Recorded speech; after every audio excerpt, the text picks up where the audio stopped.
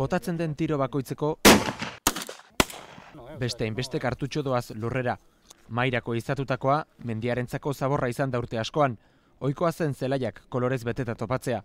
Eta jasotzeko eskatuz, kontrol lanetan 170 bat basozain. Azken urte honetan postura oso ezberdina da. Leno nahiko jarrera, ez dakit, recelosoak izaten ziren, eta aldizuan badakite guk haua erekitzeako badakite, badakite kartutxarena. Elkartek kontzientzia aldaketa hasi dute ehiztarien artean. Lehen, denboraldi amaieran soilik garbitzen bazuten, gaur eguneroko egin beharra dute. Egunero garbitu, ehiztari beak, guk gure elkartean, por ejemplo, itxe dugu, basura polsa jarri, betetze balima, itxe sozien kargatzea, erretiratu eta beste polsa berri behar jarri. Ja, temporada bukatzean, itxe, repaso general bat eman.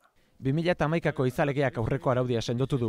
Ingurumena zaintzen ez duenak isuna du ordainetan. Urte batetik 3 urteko lizentzia erretiratu eta 2000 euroka arte isuna. Aurten hasi gea araudi hori aplikatzen puestoetan. Eta batzutan aurkitu ditugun postu zikin batzuetan eiza debekatu dugu. Jarri genitun izun pare bat. Behin garbituta zabaltzen dituzte berriro, baina postu inguruak begiratzea besterik ez dago aurrera pausoaren lekuko izateko. Oraindik baina gelditzen da arrastorik, plastikozko baketak. Kartutxotik harago ihes eginda kontrolatzeko zailagoak direla diote ehiztariek. Plastikoen arazoa batez ere irudiarena da. Berez ez dago araututa, ez dago debekatuta, hori ez da behartzen biltzen, ez? Zeruari begira erne, denboraldi honetatik aurrera lurrean ere arreta jarrita itzuliko dira etxera.